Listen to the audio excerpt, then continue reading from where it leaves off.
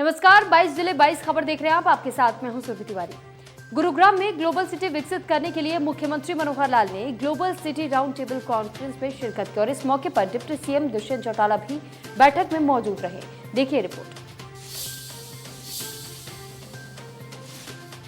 गुरुग्राम में बनने वाली ग्लोबल सिटी को लेकर के आज एक बार फिर global city round table conference का आयोजन किया गया, जिसमें हरियाणा के मुख्यमंत्री मनोहर लाल, उनके साथ में उप मुख्यमंत्री दुष्यंत चौटाला मौजूद रहे। इनके साथ साथ कई रियल एस्टेट सेक्टर से जुड़े, कई इंडस्ट्री से जुड़े, कई ऐसे लोग जो है, कई निवेशक जो है, वो भी इस बैठक में मौजूद रहे, जिससे मुख्यमंत्री मनोहर लाल ने और उप मुख्यमंत्री दुष्यंत चौटाला ने चर्चा करी। हालांकि इसके बाद मुख्यमंत्री ने कहा कि बड़ी संख्या में लोग जो है इस ग्लोबल सिटी को लेकर के अपना रुझान जो है दिखा रहे हैं, अपना इंटरेस्ट दिखा रहे हैं और खासकर इस ग्लोबल सिटी के प्रारूप को लेकर के जल्द हरियाणा सरकार दुबई जाएगी, जहां दुबई में भी एक कॉन्फ्रेंस की जाएगी। उसके साथ साथ दुबई में बने दुबई बे का भी निरीक्षण किया जाएगा। इसके साथ साथ सिंगापुर में भी उनका कहना है कि जल्द हरियाणा सरकार का एक डेलीगेशन जाएगा। सिंगापुर में भी इसी तर्ज पे मरीना बे बना हुआ है, जिसका निरीक्षण किया जाएगा और दुबई के दुबई बे और सिंगापुर के मरीना बे के तर्ज पर उनका कहना है कि इसे और बेहतर करने का प्रयास हरियाणा सरकार करेगी। तमाम लोगों की राय ली जा रही है, जिसके अनुसार जल्द इसके आगे आने वाले समय में और चर्चाएं और बैठकें भी रह सकती हैं। गुरुग्राम से कैमरामैन दिनेश के साथ दीपक शर्मा, इंडिया न्यूज। तो सिरसा को सीएम मनोहर लाल ने 368 करोड़ की बड़ी सौगात दी और 38 परियोजनाओं का तोहफा भी दिया। इस दौरान deputy CM Dushyant Chautala, cabinet मंत्री रणजीत सिंह चौटाला के सांसद सुनीता दुग्गल भी मौजूद रहे। देखिए रिपोर्ट।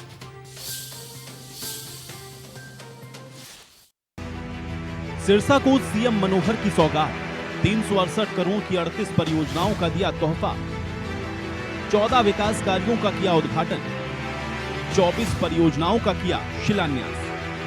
सीएम मनोहर लाल ने सिरसा को बड़ी सौगात दी। सीएम ने चौधरी देवीलाल विश्वविद्यालय के मल्टीपर्पज हॉल से 38 परियोजनाओं का शिलान्यास और उद्घाटन किया, जिसमें 14 विकास कार्यों का उद्घाटन किया गया, तो वहीं 24 परियोजनाओं का शिलान्यास किया गया। इन परियोजनाओं के लिए 368 करोड़ की लागत आएगी। 38 ऐसी योजनाएं हैं जिसके अंदर 14 इनाग्रेशन हुए हैं और 24 उसमें शिलान्यास हैं। ऐसा कुल मिलाकर 368 करोड़ रुपए की ये सब योजनाएं जिनका शिलान्यास और उद्घाटन किया है। 38 ऐसी योजनाएं हैं जिसके अंदर 14 इनाग्रेशन हुए हैं और 24 उसमें शिलान्यास हैं। ऐसा कुल मिलाकर 368 करोड़ रुपए की ये सब योजनाएं जिनका शिलान्यास और उद्घाटन किया है। शिलान्यास और उद्घाटन के बाद सीएम मनोहर लाल ने प्रेस कॉन्फ्रेंस की। इस दौरान उन्होंने निकाय चुनाव में गठबंधन के साथ चुनाव लड़ने के सवाल पर कहा कि संसदीय बोर्ड तय करेगा कि किस प्रकार से चुनाव लड़ा जाए। हमने इलेक्शन कमीशन को कह दिया है, अभी बात प्रबली हुई है लेकिन अपनी तैयारी कर रहे हैं। ग्रामीण के अभी थोड़ा सा विलंब होगा क्योंकि वार्डबंदी और रिजर्वेशन का जो प्रकार होता है वो अभी स्टार्ट होना है, लेकिन शहरों का जो नगर पालिकाएं हैं 54 हैं या कहीं 2-3 ऐसी भी हैं जिनका डिलिमिटेशन दोबारा करना पड़ेगा, जिसमें एरिया जो उसका बढ़ाया गया है। अगर मैं इस जिले की बात करूं तो पहले चरण में जो चुनाव नगर पालिकाओं के होंगे उसमें डबवाली, रानिया और एलनाबाद, ये 3 तो पहले चरण में हो जाएंगे, लेकिन 2 ऐसी हैं, कालांवाली और सिरसा नगर परिषद, कालांवाली नगर पालिका, इनका क्योंकि एरिया बढ़ाया गया है, उसकी डिलिमिटेशन दोबारा होनी है, उसमें थोड़ा समय लगेगा। और इसी प्रकार से ग्रामीण क्षेत्र के भी उन्होंने जो हमको बताया लगभग 2 महीने उनको लगेंगे सारी फाइल की प्रोसेस को पूरा करने में, 2 महीने में हो जाएगा। लेकिन बाकी नगर पालिकाएं मुझे लगता है कि जून में ही कभी ना कभी तिथि उसकी चुनाव आएगी। मुख्यमंत्री मनोहर लाल ने प्रदेश में बिजली की व्यवस्था को लेकर कहा कि अब प्रदेश में बिजली की कोई कमी नहीं, भाखड़ा से भी 22 तारीख से बिजली मिलनी शुरू हो जाएगी। आगे बिजली का सुधार और होगा। अभी अडानी का एक विवाद हमारा हो गया था, वो विवाद सॉल्व हो गया है। उनके 2 यूनिट्स में से 1 यूनिट चल चुका है, दूसरा यूनिट और 3-4-5 दिन में चल जाएगा। सीएम मनोहर लाल ने किसानों के बोनस की मांग पर कहा कि 50% गेहूं की खरीद सरकार कर चुकी है। उन्होंने किसानों से कहा कि अगले 10 दिनों में रखा गेहूं मंडी में जल्द ले आए। सीएम मनोहर लाल ने गांव भावदीन में शहीद लांस नायक निशान सिंह के घर भी गए, जहां पर उन्होंने शहीद को श्रद्धांजलि दी। इसके साथ ही गांव के स्कूल का नाम शहीद लांस नायक निशान सिंह के नाम पे रखने के निर्देश दिए। साथ ही परिवार के एक सदस्य को नौकरी देने की बात कही। लांस नायक निशान सिंह पिछले महीने जम्मू कश्मीर के अनंतनाग में आतंकियों के साथ लोहा लेते हुए शहीद हुए थे। सिरसा से विजय की report, India news Haryana. Haryana के यमुनानगर में जिला लोक संपर्क एवं कष्ट निवारण समिति की बैठक हुई और बैठक में शहरी निकाय मंत्री कमल गुप्ता और पूर्व विधायक अर्जुन सिंह पहुंचे। इस दौरान तकरार देखने को मिली। देखिए इस पर ये रिपोर्ट। कष्ट निवारण समिति की बैठक में पहुंचे मंत्री कमल गुप्ता व जजपा अध्यक्ष व पूर्व विधायक अर्जुन सिंह के द्वारा पूछे गए सवाल पर उस समय अजीबोगरीब स्थिति पैदा हो गई जब पूर्व विधायक अर्जुन सिंह ने कहा कि उन्होंने उप मुख्यमंत्री दुष्यंत चौटाला से सड़क में गड्ढे भरवाने के लिए आदेश करवाए थे, लेकिन ये नहीं पता चल रहा कि कुछ गड्ढे तो भर दिए गए हैं, कुछ वैसे को वैसे है। यहाँ तक कि उनका पास मटेरियल भी था, अधिकारी मटेरियल भी उठा कर ले गए हैं। जरूर कुछ न कुछ जो ठेकेदार और अधिकारियों की इसमें मिली भगत या भू शामिल आती है, जिस पर निकाय मंत्री कमल गुप्ता ने कहा कि आप तो बड़ी पावर के लोग हैं, आपकी तो सीधी ऊपर दुष्यंत चौटाला तक बात है, मैं इसमें क्या कर सकता हूँ। लेकिन उसके बाद फिर उन्होंने अधिकारियों को निर्देश दिया कि जो भी है मामला देखा जाए। इसके अलावा आज की मीटिंग में 14 मामले आए थे, जिसमें 13 मामले मौके पर ही निपटा दिए। निकाय मंत्री कमल गुप्ता ने कहा कि मेरी ज़िंदगी का पहला मौका है जब 14 में से 13 मामले निपटाए गए हैं। इसके अलावा उन्होंने ज्ञानवापी के मामले पर बोलते हुए निकाय मंत्री कमल गुप्ता ने कहा कि सुप्रीम कोर्ट जो कर रही है वो ठीक कर रही है। वही मौके पर मौजूद यमुनानगर विधायक घनश्याम दास ने कहा कि सुप्रीम कोर्ट का फैसला सर्वमान्य है। यमुनानगर से देवदास शारदा, इंडियन न्यूज़, हरियाणा।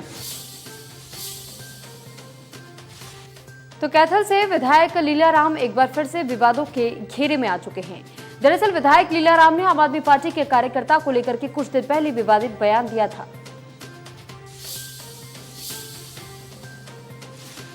आम आदमी पार्टी नेता के द्वारा आज कलैत के विधायक लीलाराम गुर्जर के खिलाफ एक शिकायत दर्ज कराई गई। मामला कलैत थाने का है। शिकायत में लिखा गया है कि कुछ दिन पहले कैथल के विधायक लीलाराम गुर्जर ने एक गलत टिप्पणी की थी, गलत विवादित बयान दिया गया था। उस बयान में आम आदमी पार्टी के कार्यकर्ता और आम आदमी पार्टी को आतंकवादी करार दिया गया था, जिसको लेकर काफ़ी गुस्सा आम आदमी पार्टी के कार्यकर्ताओं में दिखाई दिया। उसी को लेकर काफ़ी प्रदर्शन कैथल में किए गए और प्रदर्शन के दौरान आम आदमी पार्टी के कार्यकर्ताओं और नेताओं द्वारा स्पष्ट कहा गया था कि जो कैथल के विधायक द्वारा जो गलत टिप्पणी की गई है, इस टिप्पणी पर कैथल के विधायक जल्दी से माफ़ी मांगे, वरना प्रदर्शन ऐसे ही चलता रहेगा।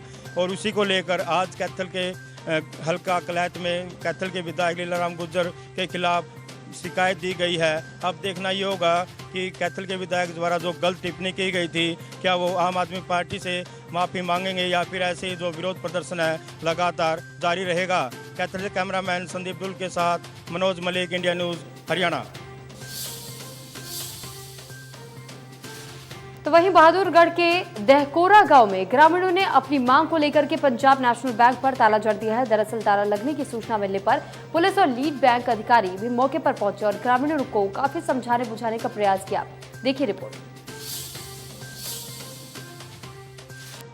बहादुरगढ़ के गांव दहकोरा के ग्रामीणों ने उस समय गांव में स्थित पंजाब नेशनल बैंक की शाखा पर ताला जड़ दिया जब उनको पता चला कि गांव से इस शाखा को उठाकर दूसरे गांव में स्थापित किया जा रहा है। ग्रामीणों का कहना है कि यहाँ पर 800 बुजुर्ग पेंशन लेते हैं और छोटा मोटा लेन देन करते हैं। अगर बैंक शाखा को यहाँ से दूसरे गांव में स्थापित कर दिया जाएगा तो बुजुर्गों को बड़ी परेशानी का सामना करना पड़ेगा। सूचना पाकर पुलिस और बैंक अधिकारी मौके पर पहुंचे और ग्रामीणों को समझाने का प्रयास किया, लेकिन ग्रामीण मानने को तैयार नहीं थे। लेकिन बैंक कर्मियों ने कहा कि हमें एक सप्ताह का समय चाहिए ताकि आला अधिकारियों से बात करके बैंक शाखा को यहीं पे स्थापित रखा जाए। इंडिया न्यूज़ के लिए झज्जर से जगदीप काका। तो भीषण गर्मी के चलते जगह जगह आग लगने की घटनाएं सामने आ रही है। डिपार्टमेंट में सभी सरकारी स्कूल, अस्पतालों और सरकारी कार्यालय समेत तमाम बड़ी बिल्डिंग को एनओसी देने की प्रक्रिया शुरू कर दी है। देखिए ये रिपोर्ट। भीषण गर्मी के बीच में आगजनी की घटनाएं कई बार सामने आ रही हैं और फरीदाबाद में डिप्टी सीएम की तरफ से 2 बार इस बात को लेकर ग्रीवेंस कमेटी की बैठक में आदेश दिए गए थे तमाम निजी और सरकारी बिल्डिंगों को फायर एनओसी दी जाए, लेकिन बल्लभगढ़ नगर निगम के कार्यालय में इस बात को लेकर पूरी तरह से लापरवाही दिखाई दे रही है। बल्लभगढ़ नगर निगम जोन के जो बड़े उच्च अधिकारी हैं उनकी तरफ से दावा बेशक किया जा रहा हो कि उनकी तरफ से इंतजाम किए गए हों, लेकिन बिल्डिंग को फायर एनओसी अब तक नहीं मिली है। उनकी तरफ से कहा जा रहा है कि आग बुझाने के तमाम जो यंत्र हैं उनके पास हैं, लेकिन कहीं भी वो ज़मीन पर दिखाई नहीं देते। इसके अलावा मीडिया से बात करने में भी उन अधिकारियों को गुरेज है कि आखिर मीडिया उनसे सवाल क्यों पूछता है। ऐसे में अगर बल्लभगढ़ में निजी और सरकारी बिल्डिंगों की भी बात की जाए तो वहाँ भी फायर एनओसी की जो प्रक्रिया है वो पूरी नहीं की गई है। अब सवाल इस बात को लेकर उठता है कि भीषण गर्मी के बीच अगर कहीं आग लगने जैसी घटनाएं होती हों तो जब अधिकारियों के कार्यालय और सरकारी बिल्डिंगों में भी फायर एनओसी ना हो तो बाकी निजी और बाकी तमाम बिल्डिंगों में फायर एनओसी की जो प्रक्रिया है वो पूरी कैसे हो सकेगी। सवाल इसी बात को लेकर है कि अधिकारी तमाम कोशिशों के दावा जरूर करते हैं, लेकिन दावे वो पूरी तरह से खोखले साबित हो रहे हैं। फरीदाबाद से देवेंद्र कौशिक, इंडिया न्यूज। काथीन थाना क्षेत्र के अंतर्गत गांव कोंडल निवासी 16 वर्षीय पुत्र की हत्या के मुख्य गवाह उसके पिता की देर शाम हत्या का मामला सामने आया। देखिए रिपोर्ट। पलवल हतीम में लगभग 40 वर्षीय व्यक्ति की सड़क हादसे में मौत के बाद परिवार वालों ने हत्या के आरोप लगाए हैं।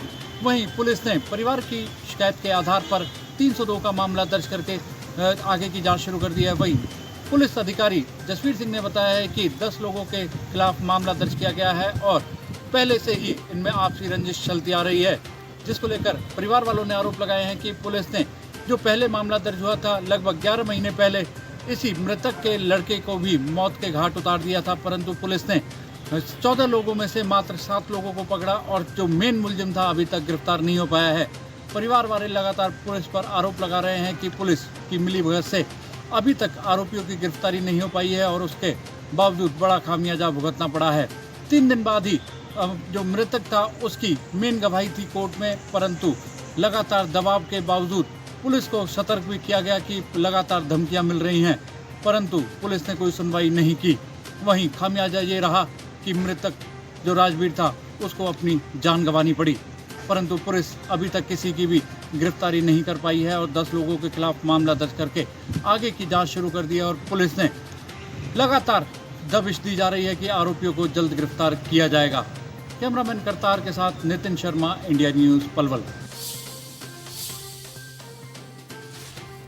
फतेहाबाद में चोरों के हौसले बुलंद है। जिले के अंदर चोरी की वारदात थमने का नाम नहीं ले रही है। देखिए रिपोर्ट। फतेहाबाद में लगातार बढ़ रही हैं चोरी की वारदातें। फतेहाबाद के वाल्मीकि मंदिर के पास बैटरी हाउस की दुकान में चोरी का मामला सामने आया है और घटना सीसीटीवी में कैद हुई है। इस दुकान से ताला तोड़कर 60,000 रुपए की नकदी, 5 इन्वर्टर और 6 बैटरियां चुराई गई। चोर कार पर आते दिखाई दे रहे हैं और उसके बाद दुकान का ताला तोड़कर बैटरी और इन्वर्टर लाद कर कार में ले जाते हैं। इसकी सीसीटीवी सामने आई है और पुलिस को भी दे दी गई है। पुलिस ने मालिक की शिकायत पर मामला दर्ज कर लिया है और जांच कर रही है। फतेहाबाद की बात की जाए तो लगातार फतेहाबाद में वाहन चोरी और अन्य साधनों के और दुकानों में चोरी के मामले बढ़ रहे हैं, लेकिन फतेहाबाद पुलिस के हाथ खाली हैं। अब देखना होगा कि सीसीटीवी सामने आने के बाद भी पुलिस इन चोरों तक कब तक पहुंच पाती है। फतेहाबाद से इंडिया न्यूज हरियाणा के लिए जितेंद्र मोंगा। तो वहीं सोनीपत के मूर्थल के नजदीक स्थित शहीद बलियान पेट्रोल पंप पर एक ग्राहक ने पेट्रोल डीजल की गुणवत्ता को लेकर के सवाल खड़े कर दिए।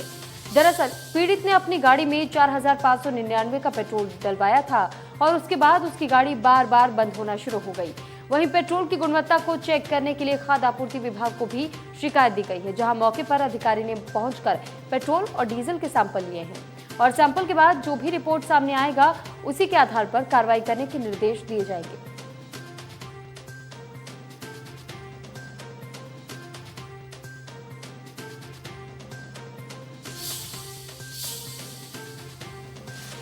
तो प्रदेश के करनाल, पानीपत और सोनीपत जिलों के 20 गांवों को बागवानी के क्षेत्र में विलेज ऑफ एक्सीलेंस बनाया गया। इंडो इजराइल केंद्र ने करनाल जिले के 4, पानीपत और सोनीपत जिले के 8 गांवों को इस योजना के लिए चिन्हित किया है। देखिए रिपोर्ट। बागवानी क्षेत्र में किसानों को बढ़ावा देने के लिए प्रदेश सरकार 3 जिलों के 20 गांवों को विलेज ऑफ एक्सीलेंस बनाने जा रही है। इन गांवों के 100 किसानों को सीधे तौर पर हाईटेक तकनीकों से जोड़ा जाएगा और उन्हें बागवानी विभाग के द्वारा चलाई जा रही योजनाओं का लाभ पहुंचाया जाएगा। इसके अलावा इन गांवों के अंदर जो है बागवानी विभाग के विशेषज्ञ किसानों के साथ जुड़ेंगे और उन्हें हाईटेक तकनीकों की जानकारी देंगे। ऐसे में विलेज ऑफ एक्सीलेंस में बागवानी क्षेत्र का विकास होगा और किसानों को सीधे तौर पर सरकारी योजनाओं का लाभ मिलेगा। करनाल से महेंद्र सिंह, इंडिया न्यूज। और वहीं कुरुक्षेत्र में सांसद खेल स्पर्धा का समापन हो चुका है और इस समापन अवसर पर हरियाणा के शिक्षा मंत्री कंवरपाल गुर्जर ने यहां पहुंचे और यहां पहुंचने के बाद उन्होंने क्या कहा, सुनिए। धर्मनगरी कुरुक्षेत्र में चल रही 4 दिवसीय सांसद खेलकूद स्पर्धा का आज समापन हुआ। समापन अवसर पर शिक्षा मंत्री कंवरपाल गुर्जर ने शिरकत की। अपने संबोधन में उन्होंने कहा कि पीएम मोदी का लक्ष्य है कि फिट इंडिया, इसी प्रतीकात्मक सांसद खेलकूद स्पर्धा कहा जा सकता है। उन्होंने कहा कि यदि हम फिट होंगे तो समाज और देश फिट रहेगा। उन्होंने कहा कि फिटनेस के लिए चाहे व्यायाम करें, प्राणायाम करें, योगाभ्यास करें या फिर दौड़ लगाएं, कुछ भी करें, लेकिन फिट रहना बहुत ही ज़रूरी है। इससे हम खुद, परिवार व समाज व देश अच्छा महसूस करता है। शिक्षा मंत्री ने सांसद खेलकूद स्पर्धा के लिए सांसद नायब सैनी का आभार जताया और कहा कि उन्होंने सबसे पहले ये खेल कराकर बाजी मार ली है। कुरुक्षेत्र से राजीव बरोड़ा, इंडिया न्यूज़, हरियाणा। और वहीं तोशाम में चौधरी चरण सिंह कृषि विश्वविद्यालय हिसार के कृषि वैज्ञानिक की तरफ से तोशाम के पंचायत भवन में कृषि मेले का आयोजन किया गया। देखिए इस रिपोर्ट। तोशाम में आज चौधरी चरण सिंह कृषि विश्वविद्यालय की तरफ से एक किसान मेले का आयोजन किया गया। इस मेले के अंदर किसानों को कपास के साथ साथ अन्य फसलों के बारे में भी जानकारी दी गई। साथ ही उन्हें कीटनाशक व फसल चक्र के बारे में भी जागरूक किया गया। इस मेले के अंदर किसान के खेत की मिट्टी व पानी की भी जांच की गई। वह बतौर मुख्य अतिथि पहुंचे उपकुलपति BR कंपोज ने किसानों को सरकार के द्वारा लाई गई नई फसल योजनाओं के बारे में जागरूक किया व उनका लाभ उठाने की सलाह दी। तो शाम से इंडिया न्यूज़ के लिए अमित शर्मा की रिपोर्ट। तो अम्बाला के मटेडी शेखा गांव में आज कुश्तियों के कार्यक्रम का आयोजन किया गया, जहां दूर दराज से आए कुश्ती पहलवानों ने अपना दबदबा दिखाया। कार्यक्रम में ITV ग्रुप के MD कार्तिकेय शर्मा ने मुख्य अतिथि के तौर पर शिरकत की। कार्यक्रम के लिए आयोजकों कार्तिकेय शर्मा ने बधाई भी दी। देखिए रिपोर्ट।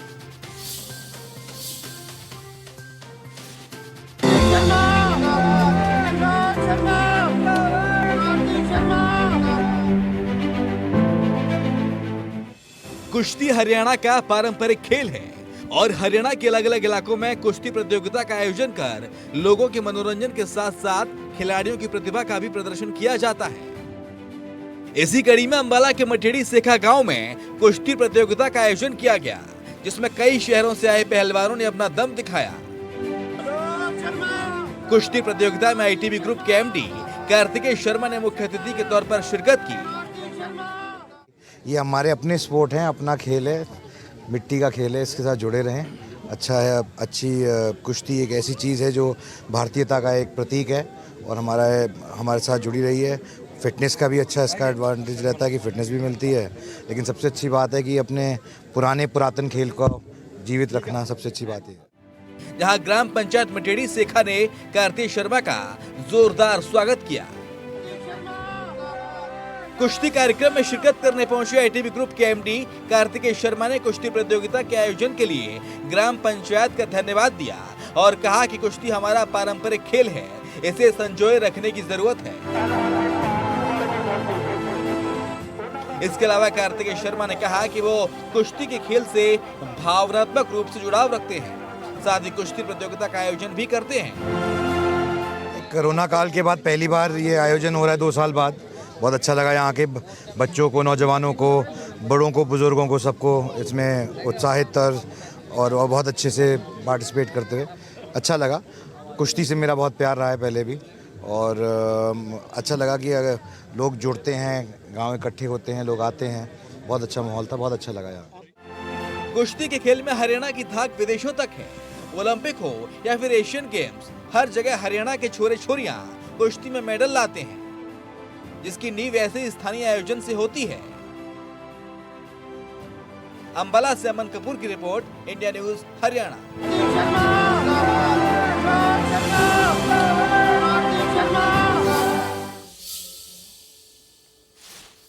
और वहीं रोहतक का PGIMS और राजकीय डेंटल कॉलेज के डॉक्टरों ने एक 3 साल की बच्ची का सफल ऑपरेशन कर बच्ची को नया जीवन दान दिया। जींद जिले के जुलाना कस्बे की रहने वाली 3 साल की बच्ची अचानक घर में बर्तन साफ करने के लिए एक साबुन वाले स्टील के बर्तन पर गिर गई।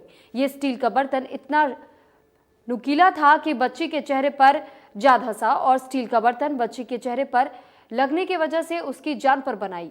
घर वाले उसे जुलाना के हॉस्पिटल में लेकर के गए, मगर बच्ची की हालत को देखते हुए उसे रोहतक PGI रेफर कर दिया गया। कल जैसे ही बच्ची घायल हालात में PGI में आई तो उसकी हालत को सब देख करके हैरान रह गए। बच्ची कैसे सांस ले रही है, ये सोचने की बात है।